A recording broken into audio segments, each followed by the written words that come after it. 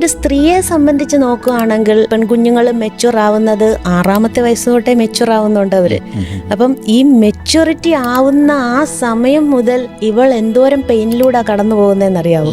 അതായത് ഓരോ മാസവും ഉണ്ടാവുന്ന സൈക്കിള് കൊണ്ട് പീരീഡ്സ് ആവുന്നതിന് മുൻപുള്ള പെയിൻ, പീരീഡ്സ് ആവുന്ന സമയത്തുള്ള പെയിൻ, പീരീഡ്സ് ആയി കഴിഞ്ഞിട്ടുള്ള പെയിൻ.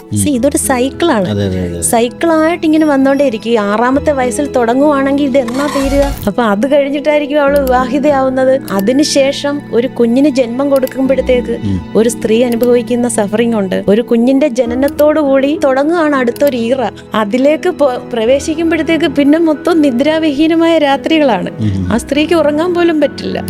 അപ്പൊ അവൾ അങ്ങനെ കണ്ണിൽ എണ്ണയും ഒഴിച്ച് ആ കുഞ്ഞിനെ പരിചരിച്ച് ഒരു വഴിക്ക് എത്തി കൊണ്ടുവന്ന് കഴിയുമ്പോഴാണ് നമുക്കിങ്ങനെ ഓരോ റിലേഷൻഷിപ്പ് ഇഷ്യൂസ്, ഹസ്ബൻഡിന്റെ ഭാഗത്തു നിന്നുള്ളത്, കുട്ടിയുടെ ഭാഗത്തു നിന്നുള്ളത്, അമ്മായിയമ്മയുടെ പ്രശ്നം. അപ്പൊ ഇങ്ങനെ ഒരു പെണ്ണിനെ സംബന്ധിച്ച് അവള് നിരന്തരം പെയിനിലൂടെയാണ് കടന്നു വന്നുകൊണ്ടിരിക്കുന്നത്.